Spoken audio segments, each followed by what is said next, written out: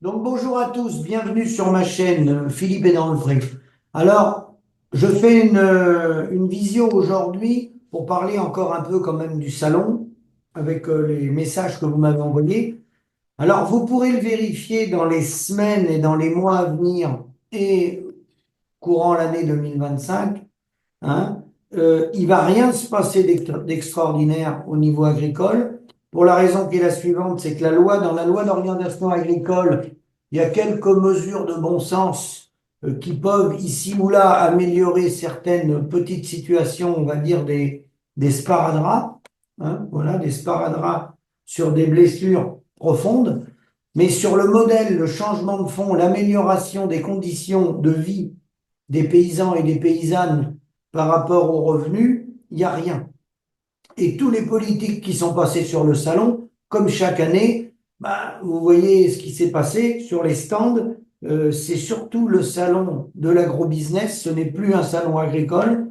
On est un certain nombre d'entre nous à le dire qu'il faudrait créer en campagne, dans un autre endroit, un vrai salon de l'agriculture, mais sans les gens de l'agrobusiness, sans tous ces stands, avec tous ces gens de l'agrobusiness, de l'agro-industrie, qu'il faut bien le reconnaître, ont été les grands gagnants depuis la politique agricole commune, depuis les années 60, ont été les grands gagnants de la situation, le secteur marchand. Ils sont, comme dirait mon ami Thierry, ils sont partis avec la caisse. Donc, ils n'ont pas laissé l'adresse ni la solution pour reverser des dividendes aux paysans ou aux associés coopérateurs, pour ceux qui sont en coopérative. Et donc, chaque année, on a un spectacle, on a des discours sur les stands, mais le problème réel de fond n'est jamais traité parce qu'on ne veut pas le traiter. Et moi, j'ai été beaucoup contacté quand même par différents médias bien connus, donc en visioconférence, parce que j'étais resté dans mon exploitation. Et force est de constater que, comme par le passé, lorsqu'on touche au cœur du réacteur, la vidéo ou l'enregistrement fait par ces médias est coupé.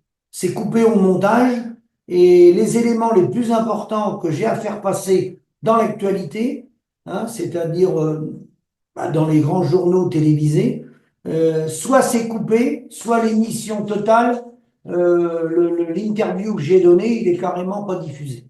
Voilà. Alors, moi je trouve que c'est regrettable parce que on détient pas la vérité, personne détient la vérité, je détiens pas la vérité, mais je pensais qu'on avait une liberté d'expression dans un pays comme la France beaucoup plus, je dirais, beaucoup plus souple que ça. Et je pensais pas qu'on pouvait couper comme ça ou supprimer avant de me lancer dans ce combat médiatique. Je ne pensais pas que c'était à ce point-là, surtout qu'il n'y a pas d'insultes, il n'y a pas d'injures, il n'y a pas d'insultes. Je rentrais simplement dans des détails chiffrés en disant où était le cœur du réacteur, où était le problème dans le revenu, qu'il fallait revoir le modèle. Et je dis, comme je dis dans ces vidéos-là, des choses qui me paraissent de bon sens, qui sont chiffrées, qui sont des choses que j'ai été chercher à la Cour des comptes, à l'INSEE, à la Mutualité sociale agricole, au RICA, hein, donc qui font les calculs, dans la moyenne également des centres comptables, des centres de gestion. Et puis après, il suffit de travailler avec ça, puis faire des croisées de données, et on a les courbes des statistiques. Voilà, il suffit de faire un travail. Et bah, donner ça, faut croire que ça doit gêner. Je pense que la raison pour laquelle, principale, je suis censuré ou nous sommes censurés, parce que j'ai plein de collègues qui m'envoient des SMS qui ont le même problème que moi, des youtubeurs ou autres, nous sommes censurés, c'est tout simplement parce que les informations qu'on donne risquent d'éclairer les futurs petits soldats et ça peut décourager des petits soldats pour reprendre des exploitations. Alors bon, je ne savais pas que j'étais là pour décourager les gens. J'essaye de ne pas décourager les gens. C'est pas le but de mon intervention, de décourager les gens. C'est d'essayer d'être réaliste, mais de les avertir des avantages et des inconvénients d'être agriculteur. Et moi, je reste toujours convaincu. qu'on a un beau métier parce que, bon, on n'a pas les problèmes des grandes métropoles. On est en pleine campagne, on respire le grand air, on a un des plus beaux, pardon, on a un des plus beaux métiers du monde. Il y a juste qu'il ne faut pas avoir besoin d'en vivre. C'est quand même un petit problème, mais voilà. Sinon, on a le plus beau métier du monde, on peut se promener à la pêche, on peut aller à la chasse, on peut se promener dans nos prairies, au grand air, hein, et on n'est pas pris par les embouteillages.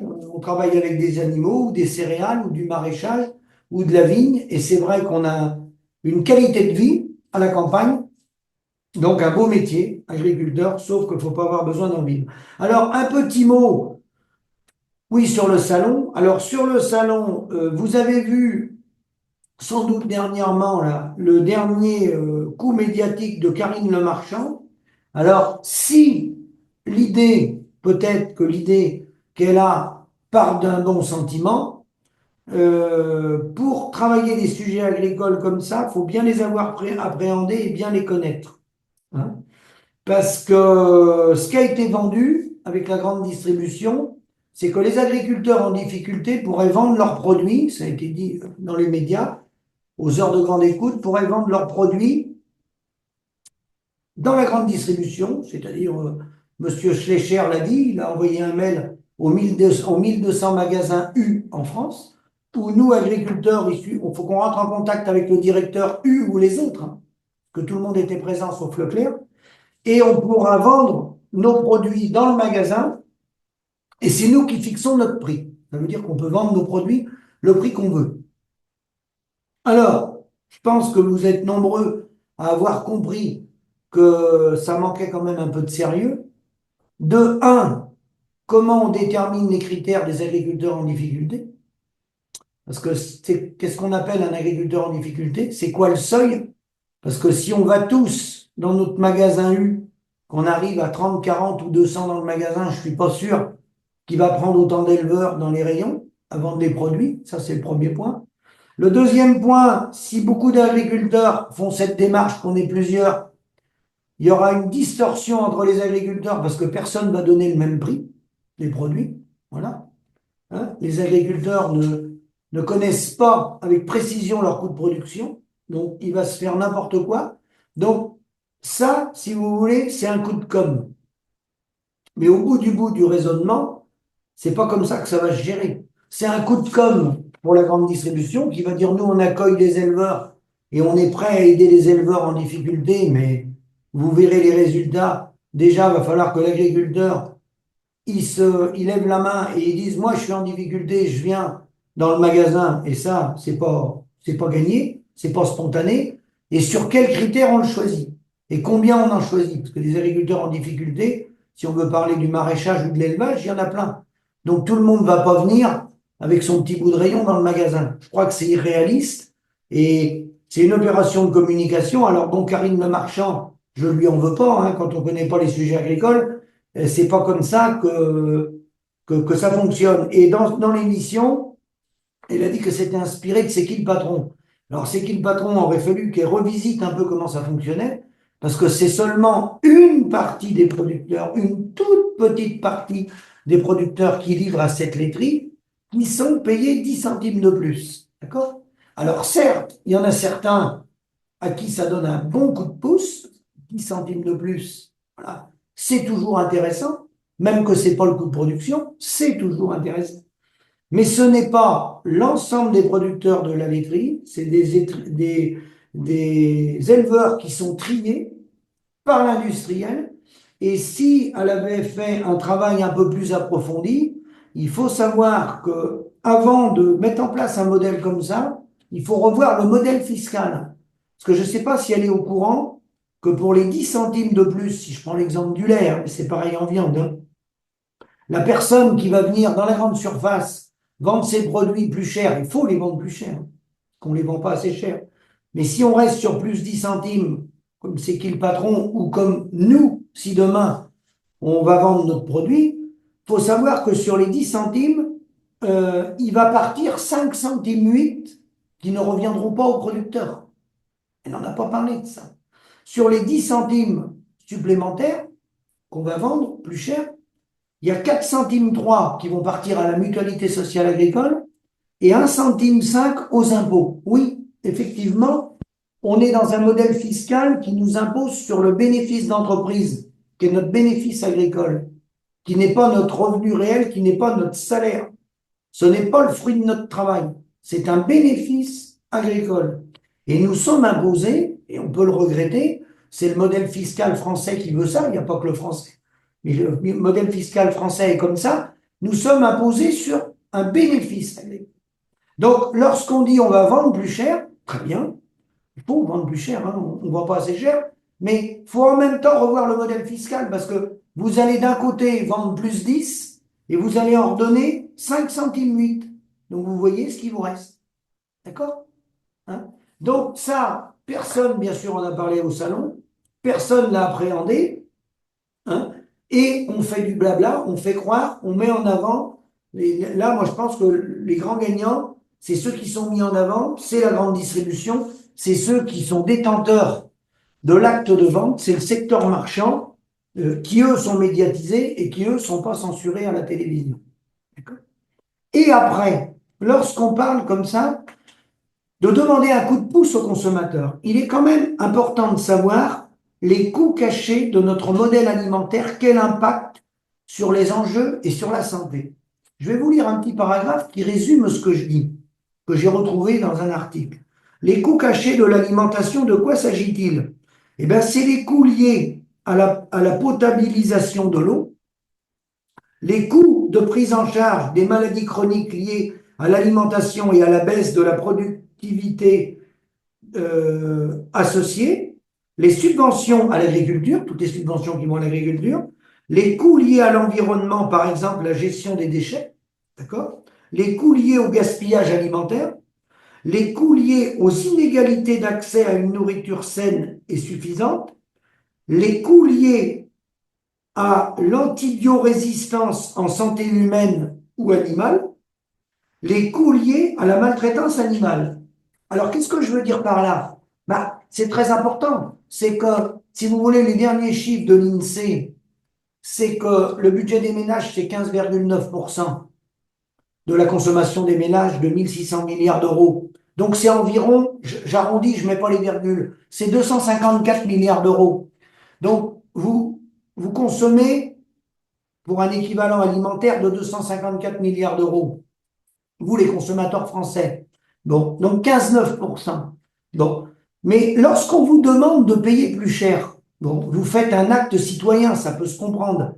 Et ça, faut le faire quand vous revenez à l'exploitation, si vous rentrez dans les projets alimentaires territoriaux, où vous revenez localement acheter directement les produits bio ou locaux, là, vous faites un acte citoyen, là, ça va directement dans la poche du producteur.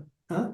Mais n'oubliez jamais qu'en plus des 250 milliards d'euros, il y a 110 milliards d'euros que moi j'ai commencé à chiffrer, mais il m'en manque. Il va falloir que je refasse un travail un peu plus approfondi. C'est plus de 110 milliards d'euros, mon chiffre il n'est pas bon. J'ai tapé au minimum pour pas avoir de critiques. Donc je suis à 22,8% du budget des ménages avec mes 110 milliards d'euros. Alors il y a quoi dans mes 110 milliards d'euros? Ben, il y a le résumé que je vous ai lu dans la feuille. Il y a la PAC, financement de nos retraites, financement de nos bâtiments, financement du réseau coopératif qui ne paye pas d'impôts, c'est pris sur le budget de l'État, les coopérations agricoles ne payent pas d'impôts.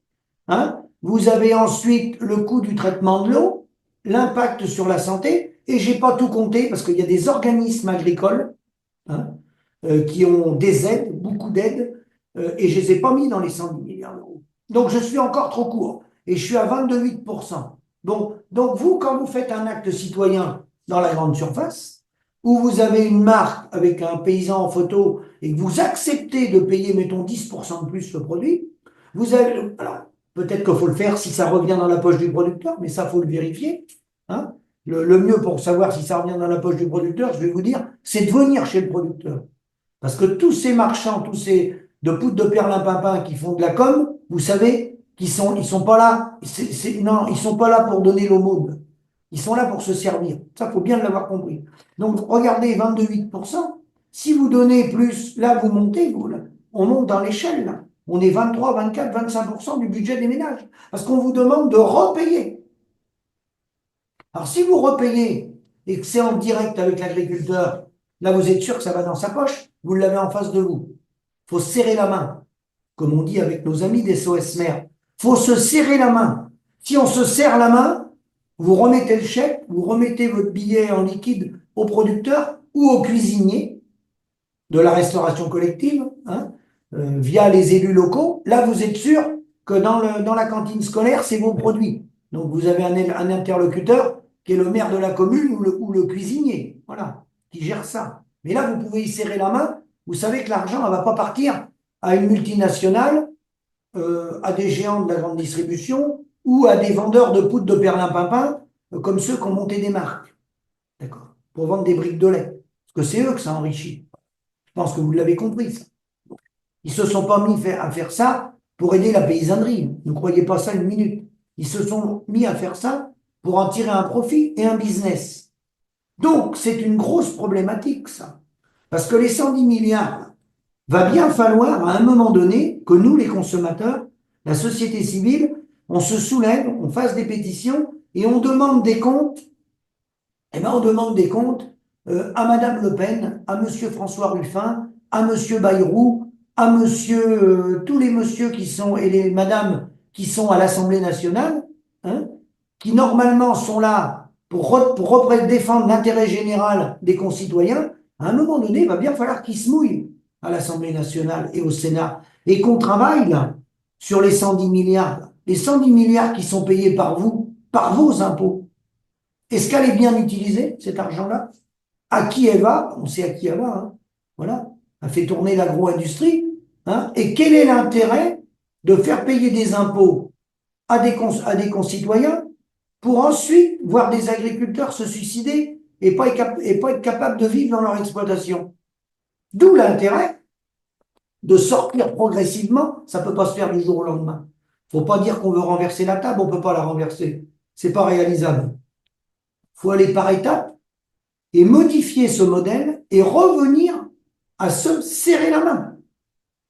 Et dans les endroits où, parce qu'on ne pourra pas tourner qu'avec des AMAP et des trucs en direct, dans les moyennes villes ou dans les grandes métropoles, eh ben, la solution, on l'a. C'est aux élus à travailler justement avec les 110 milliards. L'argent, elle est là. C'est de l'argent qui est pris sur vous, sur vos impôts. Il y a tout ce qu'il faut pour travailler déjà dans les 110 milliards. Et je vous dis, je suis trop court. Il faut monter des magasins de producteurs autour des grandes métropoles ou même déjà des moyennes villes. C'est pas évident dans les grandes villes. Vous n'allez pas vous allez pas faire 15 kilomètres pour aller chez les producteurs. Et les producteurs ne sont pas forcément adaptés pour vous recevoir. Parce qu'il faut que les produits soient transformés. Il faut l'infrastructure pour recevoir de la population. D'accord? Ça s'organise, ça. Eh ben, il faut monter des magasins de producteurs. Les locaux, ils vont être financés par les 110 milliards, là. Les locaux, ils vont être publics.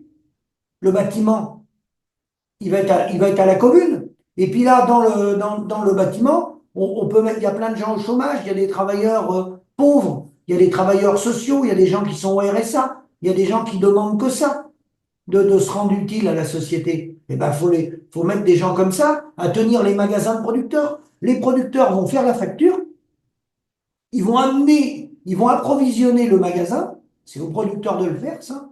Ils vont faire la facture, hein, et il y a quelqu'un qui va tenir le magasin. Il peut être ouvert. Si on se relaye, l'idéal, s'il y a un relais, il faudrait l'ouvrir jusqu'au dimanche midi. Comme c'est dans les petits magasins, dans nos petites campagnes, les petites épiceries. Les petits magasins chez moi, il y en a, ils sont ouverts jusqu'au dimanche midi. Voilà. Comme on a du chômage, les gens vont se relayer. Voilà, magasin de producteurs. Et les murs appartiennent à la commune, pris sur les 110 milliards, là. Et avec les 110 milliards, on peut les financer, les emplois sociaux des gens qui sont au chômage ou au RSA. On peut les financer. On a l'argent pour les financer. Faut les prendre là, sur vos impôts. Vous payez déjà des impôts. Et donc, vous allez consommer local. Là, vous êtes sûr, parce que c'est l'agriculteur qui fait sa facture, vous êtes sûr qu'il n'y aura pas d'intermédiaire. Vous pourrez savoir d'où vient le produit. Bio, vous pourrez demander si il y a eu des phytosanitaires, s'il y a des OGM, puisque vous aurez le nom du producteur. Là, il y a pas à contourner le truc. Voilà. C'est tout simple. C'est ça qu'il faut faire. Parce que dès qu'on passe par des grands outils agroalimentaires ou grandes distributions, bah, vous savez bien, Eux, ils sont pas là pour ça. Eux, ils sont là pour faire de la financiarisation. Eux, ils sont là pour avoir des retours sur investissement à 2 chiffres. Ils sont pas là pour. C'est pas leur rôle. Eux, ils sont là pour gagner de l'argent. Donc, ne cherchons pas à leur demander quelque chose qu'ils ne feront jamais. Ça les intéresse pas. Eux, ce qui les intéresse, c'est gagner beaucoup d'argent.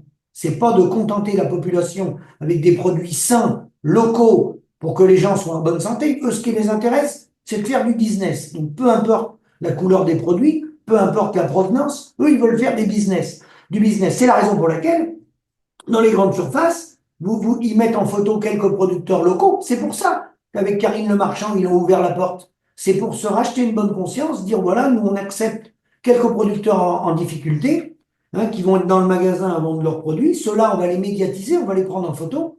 Et puis les 3 quarts du magasin, il est alimenté par de la viande d'Amérique du Sud, par des moutons de Nouvelle-Zélande, et puis par des fruits et légumes d'Espagne et du Portugal. C'est ça la vérité.